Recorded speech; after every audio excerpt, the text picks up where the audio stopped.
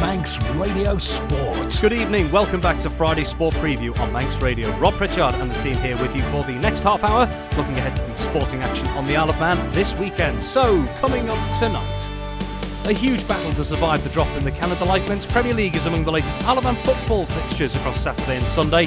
In rugby, Vagabonds' dream of promotion remains firmly alive as they chase success on their travels, whilst Manx Cup action returns in the north of the island. And 2 league titles remain up for grabs in what looks set to be a thrilling finale to the Isle of Man men's and ladies hockey season tomorrow. That is all to come this evening.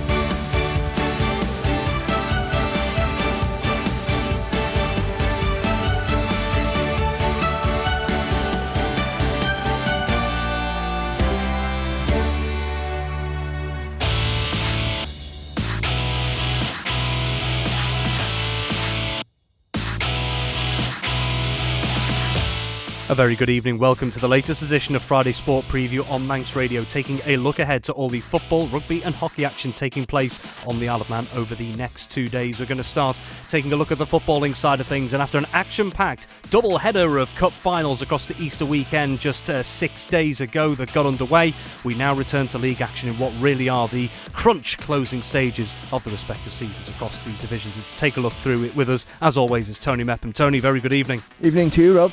Well, just taking a look at this set of fixtures, we do have, just before we get into them, we do have one postponement to tell people about. Yeah, one so far, and rightly so too. It's Ayr United against Corinthians in combination 1. That one has been postponed due to a waterlogged pitch up at Ayr.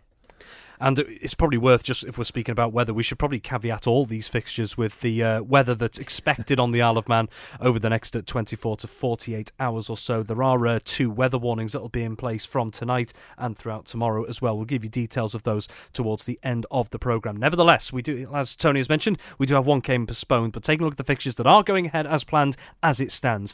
Canada Life Men's Premier League, all games this weekend across divisions kicking off at 2:30pm. In the Canada Life Men's Premier League, Corinthians will start with them at home at Ballyfletcher up against Ayr United, who still trail Peel in the Premier League title race, but still crucially have 2 games in hand, Tony. Yeah, they have got 2 games in hand, but I just worry a little bit about Ayr at the moment, because after that cup final last Saturday, with having 2 players get red cards, so Jamie Callister will miss out probably tomorrow. You've got Declan Cummins as well. Johnny Shields took a real bad knock to his ankle, so he said to me that'll be me for the season, Tony, because I can't see myself coming back from that one. And it's just a shame for them, because you know they've had this great run, and now they've got a few players missing through suspension or injury. But you know, Corinthians are the only team to have beaten them in the league this season, so that shows a good benchmark for them. And if Corinthians can show that same gritted performance that they had, and Sammy Corker with a brilliant goal in that game, then Corinthians could do it again at home at Ballyfletcher. And then elsewhere, St George's right in the midst of that relegation battle at the moment with 3 teams, and there's a crucial battle at the bottom which we'll get to in a moment. But St George's 11th in the table at the moment. They have a trip to St John's United. Yeah, it's not going to be easy that against St John's, because St John's have been scoring plenty of goals of late, and Sam Brown's got them playing with a lot of confidence, which is good to see. There's a good mixture of players. I think, well, Penholrick might be missing for them tomorrow, so that's a big loss. But Sam Ingham and the other players around them will sort of cover that defensive gap there. But certainly with St George's, they've got a little bit of pressure now, haven't they, with Moran winning that game against Corinthians. 3 points on the board, and they're both on 14 now. So I've got to go, I think, tomorrow afternoon for St John's to win. And then elsewhere, Rushen United crowned the 2024 ECAP FA Cup champions last weekend after a penalty shootout victory over Ayr United. They travelled to bottom of the table Braddon. Yeah, and what a great final it was at the end. It had all sorts of excitement in it. A bit of football missed it at times, but Rushen just carried on, and just wait and see how the team goes. They won't have Alex Maitland in there, that's for sure. I don't know if Furo Davies is being included in the FC Isle of Man squad. He has, so they're missing those 2 players. So it does help Braddon a little bit, and I'm sure Will Smith's team will be hoping to capitalise on that. 2 massive players they're going to miss, and Braddon, I think, are going to find it difficult, and games are running out for them, Rob, and also the chance of getting points as well. So they need to try and get it together if they can tomorrow afternoon. And then out to Glen Road and Laxey. Well, we all know their capabilities when they do actually really click into gear going forward. They're up against the current league leaders, Peel, Tony. And how do you see this one going? Because on paper, at least, from a neutral perspective, it could be a thrilling game on paper. Yeah, should be. And when I looked at Laxey's sort of players available at the start of the week, it was looking pretty strong. But I think they've lost a couple of players from that sort of team that Johnny could have had, Johnny Palmer. But Peel, they've just got to keep winning. And I think, I really do feel it's advantage to Peel at the moment with Ayr United missing the players that they're going to miss tomorrow. So I can see Peel win it. It won't be easy, but, Laxey will have a go. But I just think Peel are a little bit too strong. And then up at the Balaclone Stadium in the North of the Island, Ramsey still going steady in the division at the moment, up towards the right end for, well, throughout the campaign, really, since it first got underway all those months ago up against the Douglas Royal side, who, as we know, Tony, and the table doesn't lie, have had a bit of a resurgence in recent months. Yes, they have, and, it's great for them. They've been able to lift themselves out of that danger zone. They've played 20-21, so 3 games left after tomorrow afternoon. But Ramsey, absolutely flying, aren't they? 3rd in the league. And they've played 18 games with 37 points. And I just think Anthony Cooper's team will be a little bit too strong for Royal, but Royal do have players there who can score goals. But Ramsey to win. And I've maybe saved this one for last, but what a huge battle this is in the battle against the drop in the Premier League over at Gary Moore at 2:30 tomorrow. Union Mills in 10th, facing Moran in 12th. Tony, how pivotal could this be going into these final few games of the season? This is huge, Rob, because, Moran did well recently. They beat Corinthians, got the 3 points there. Union Mills have, done quite well since Ryan Kelly's taken over, and they've had some important points coming back in. But they've also thrown away a couple of big games, so they can't afford to do that tomorrow afternoon. And I'm going to go for Union Mills just to win it. I just think home advantage might just help them on their pitch, but certainly Moran cock a hoop at the moment, the way things have gone for them, and they'll make it difficult. But as I say, I'll stick with Mills. OK, let's take a look at DPS Limited Division 2. 5 games scheduled in Division 2 this weekend. Crucially, the league leaders Foxdale, who of course lost out in the GH Call at Woods Cup final last weekend to Douglas High School All Boys. Foxdale, they don't have a game in the league this weekend. And Castletown in 2nd. They'll have the chance to potentially leapfrog Foxdale with the right result. So, Tony, the 5 games taking place in Division 2 this weekend. Yeah, Colby against Governors Athletic. Colby will be disappointed the way they sort of threw it away a little bit in the semi-final of the Woods Cup, but I think they'll get it right tomorrow, so I'm going to go for Colby to beat Governors. Castletown against Ramsey Youth Centre and Old Boys. Castletown, should be well and truly clear, I think, for them and Foxdale and Div 2, but it's still nice and compact with Onken just breathing down their necks. But I'm going to go for Castletown to win. Onken against Jims. This has been moved to Colby. It was moved at the start of the week. Onken have got a few little complications with their pitch, but keep an eye open for the venues because they still are playing at the stadium and it's free. But I'm going to go for Onken to win that one. Malou against Douglas High School. Old Boys, great result for them on Good Friday. Congratulations to that team, and I'm going to go for Old Boys to win. And Douglas and District against Pulrose. When you look at Pulrose at the foot of the table, Douglas and District in 9th. I'm going to go for D&D to win. OK, let's take a quick look through the combination leagues on Saturday. Canada Life Combination 1, 4 games now. We've already mentioned that the other game that would have been the 5th, Ayr versus Corinthians, has been postponed due to a waterlogged pitch. So, Tony, the other 4 games in Canada Life Combination 1. Yeah, Russian against Braddon. Russian have just got to keep chipping away, see if they can pick up maximum points, and Ramsey can drop some points along the way to let them in. But certainly against Braddon, they'll win. Peel against Laxey. I'm going to go for Laxey to take victory there. Douglas Royal against Ramsey. Ramsey, not necessarily under pressure, but they've got to win their games as well just to stop that gap from Russian just getting a little bit closer. So go for Ramsey to win that. And Moran against Union Mills. I'm going to go for Union Mills for victory. And rounding out Saturday, 5 games in DPS Limited Combination 2. Yeah, Governors Athletic against Colby. Colby to win. I've got Foxdale against Douglas Athletic. Douglas Athletic up near the top. Go for Athletic to take victory. Ramsey Youth Centre against Castletown. Ramsey Youth Centre to win. Jims against Onken. Onken scoring loads of goals, aren't they? And playing some really good football, I believe. I go for Onken to win. And Old Boys against Malou. Old Boys at the top of the table. Go for Old Boys to take the result there. Well, those are Saturday's fixtures, looking into Sunday, and a relatively busy schedule by Sunday standards here on the Isle of Man. We'll start off with 2 games kicking off at 2 o'clock, a double header in the Canada Life women's football. Yeah, there is, and Malou against Douglas Royal. I'm going to go for Malou to win there. It just depends if 1 or 2 players that Douglas Royal haven't had available can come back in. But I'm going to go for Malou to win. And Onken against Corinthians. This one's being played at Ballafletcher. I'm going to go for Corinthians to win. And in the Masters football, we also have a double header, this time in the Masters Football FA Cup first round at the Bowl on Sunday. Yeah, and all the old hands will be coming out and want to do well and try and get to a cup final. But Corinthians against Laxey. Actually, Governors Athletic beat Laxey, but unfortunately Governors played an ineligible player, so Laxey are reinstated. I'm going to go for Laxey to take the win there, and Colby against Union Mills. I would expect Colby to win that one. That's 3:40 kick-off at the Bowl. And let's not forget as well, there is another game in the Masters football outside of the FA Cup, and that is Douglas Royal against Onken. Yeah, it's just a tidying up process to get the outstanding games out of the way, and Onken, to me, will beat Douglas Royal here. Very well, and Tony, got about 60 seconds. We'll just take a brief look over at another fixture for FC Isle of Man, their penultimate home game of the season, coming up against Lower Breck at 6 o'clock tomorrow night at the Bowl. And you were impressed, as I think a lot of FC Isle of Man supporters were, with FC Isle of Man's 3-2 win over promotion hopefuls Chatterton last weekend. Paul Jones has talked about his side needing to be better than how they were in the 1-1 draw with Lower Breck in the reverse fixture earlier in the season. Given that they want to keep those slim promotion playoff chances alive, how important is it that they maintain the mindset they had against Chatterton going into this game against the Lower Breck team that have seriously improved throughout the season? Yeah, I was looking at their stats and they have done really well, but let's applaud FC Isle of Man for last week, because I thought it was a great result, great performance. Charlie Higgins, I could have watched him all night, to be honest with you. He was absolutely brilliant. Took the mickey out of Chatterton, but Chatterton 4th in the league, and that's some scalp, that, Rob, what they had last Monday, so credit to them.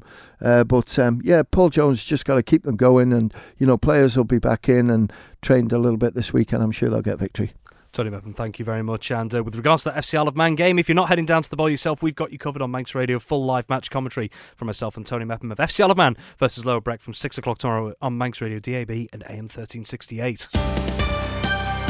Manx Radio Sport.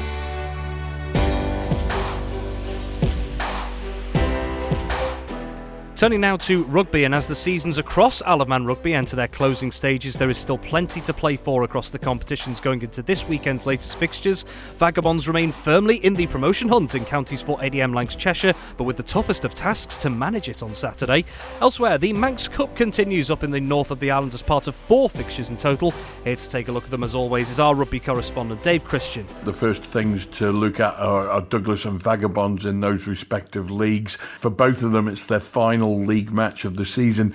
Douglas still have one unplayed game against Birkenhead Park. We don't think that they're going to be made to play that one on account of Douglas are unlikely to be relegated and Birkenhead Park are already champions, so there's no sense in making anybody play that. Their last game is effectively a dead rubber, I think, for Douglas on paper. It's Fairwood Waterloo. It's away at Waterloo. Waterloo are still chasing, and Douglas can gain nothing from the match. They can't improve on their league position. I'm sure the players won't be looking at it as a dead rubber. Every game counts, and when you're trying to make your club look attractive for potential new players next season, you really need to keep running right till the final whistle. They'll be now starting to switch focus a little bit towards the Manx Cup. Douglas have been struggling a little bit since probably the beginning of February with accumulated injury problems, but they all seem to have taken their natural course, and the players are coming back to fitness. Liam Kirkpatrick back in there, Simon Hoddenott in their front row. Hopefully Douglas will have a very strong side to travel away and give it their best shot against Fairwood Waterloo, but on paper it should be a Waterloo win. Vagabonds, however, is a different kettle of fish in counties 4 ADM Lancashire Cheshire. The league leaders and now confirmed champions Colne and Nelson, they're untouchable at the top, but Vagabonds, Ashton Underline and Ellesmere Port all have a chance of second place, which may lead to promotion depending on how the league structure changes during the closed season. So Vagabonds really need a second place finish. They're tied on 45 points with Ashton-under-Lyne and Ellesmere Port are just 2 back. And the games for the final week of the season, Colne and Nelson versus Vagabonds and Ellesmere Port versus Ashton-under-Lyne. You couldn't have scripted this at the start of the season. Vagabonds travelling away, they lost 29-12 to Colne and Nelson. Colne and Nelson, very direct running team, difficult to play against. Vagabonds have done well when they've had scrum dominance, and they didn't get that in their home fixture against Colne and Nelson. If they're already champions, they may take their foot off the gas, and that might just let Vaggers in. They do miss Ross Pullman this week. They're going to miss him in that back row. Gavin Turnbull's going to probably come in at number 8. They've got Mark Oldfield in there. Darren Thompson, the veteran, also on the coaching staff. On paper, you've got to say it'll be a Colne and Nelson win. Domestically, the Ravenscroft Manx Cup. Ramsey already played one game. They drew 10-10 against Vagabonds. Vagabonds have then gone on and played Southern Nomads and won 53-0. Now, the big question is, who is going to make it to the final?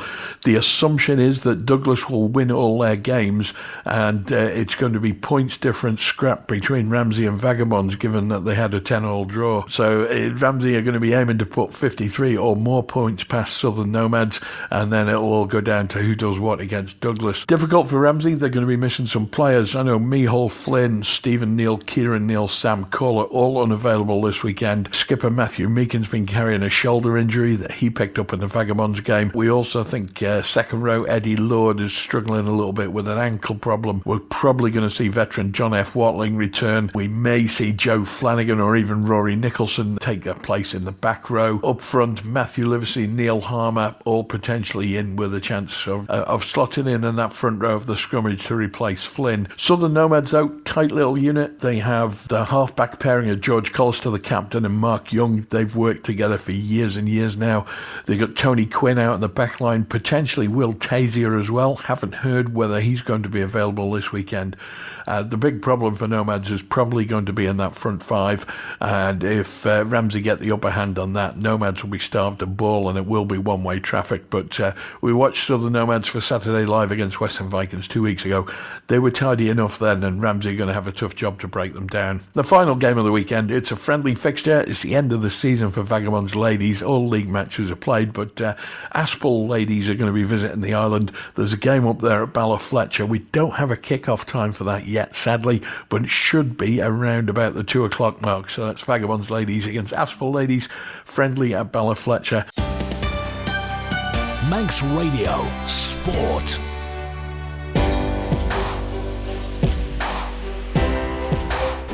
And finally, after another roller coaster campaign across the divisions, this weekend marks the grand finale to the latest men's and ladies hockey league campaigns on the Isle of Man. What's more, we're in for a blockbuster finish with both the men's Premier League and ladies Division 1 titles still up for grabs on this huge final day. So how could these showdowns and all the other remaining games across the leagues pan out this Saturday? Well, I spoke with our hockey correspondent, Ben Cunningham. So after many months of battles across the respective divisions, this is it, the final week of fixtures in the men's and ladies leagues, and still a number of titles to be decided. We'll start in the ladies Premier League, where there are 2 games. Both the champions have been decided, Vikings A, and relegation also decided, Castletown B heading down, but still 2 games there this weekend. The first of those, 12:05 at King William's College, sees Castletown A against Backers A, Ben. Yeah, and it's quite a big one because these 2 sides come in level on points, and they could potentially both could finish runners up, the winner of this game. If Castletown got a draw, then Castletown would get that runners up spot on goal difference. So a lot to play for both sides in this game. And the other game at 12:35 is Harlequins A up against relegated Castletown B at the NSC. Yeah, and I'm sure Harlequins will want to cap off a good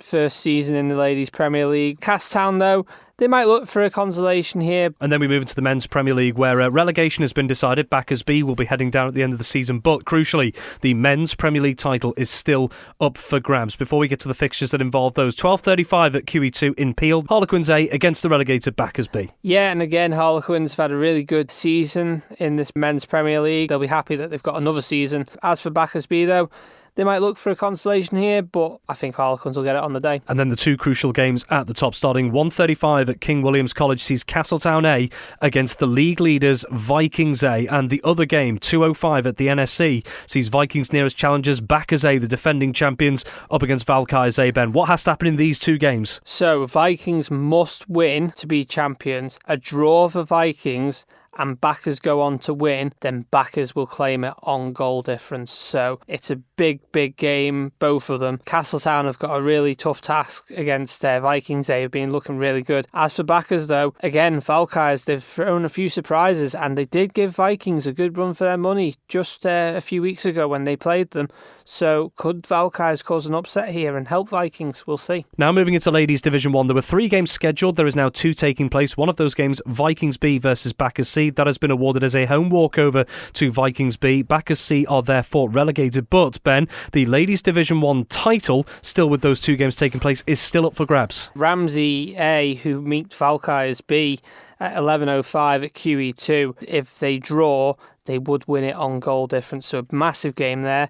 And then the other game in this league is at 11:05 as well at Castle Rushen High School, and this sees Backers B against Castletown C. And then we move into Men's Division 1. Again, 2 games rather than the 3 scheduled. 1 game called off. That sees Viking C against Ramsey A at the NSC, awarded as an away walkover to Ramsey A. Therefore, Viking C are relegated. Valkyries B already crowned champions, but still 2 games taking place. The first one is at 2:05 at QE2, and that's Valkyries B against Vikings B. And then the other game is Harlequins B against Castletown B, which is at King William's College at 4:30, and that was going to be a big game until the Viking C against Ramsey A game got cancelled. And then in Ladies Division 2, the title here already decided. Castletown D crowned champions a couple of weeks ago, and no relegation, of course. But still, 3 games taking place to cap off Ladies Division 2 this season. And the first one is a really big one. Harlequins B against Ramsey B at Ramsey Grammar School at 12:35. Harlequins are second, Ramsey are third. Harlequins are ahead by 1 point in that runners-up spot at the moment. So a big game here. A win for Harlequins would see them finish second, or a win for Ramsey would see them finish second. However, a draw would see Quins take it. The other 2 games are at 2:05 at Castle Rushen High School, and that sees Castletown D against Valkyries C. And then 3:05 at King William's College, we have Vikings C against Castletown E. And then rounding off the senior leagues, 2 more games in Men's Division 2. And Ben, everything's still up for grabs at the top at the moment. Yeah, this league's looking really close, and there's still a few games left to play, a couple of fixtures that are still going to be getting played midweek. So we look at the 2 fixtures, and the first one is at 12:35 at Castle Rushen High School, and that's Castletown C against Backers D.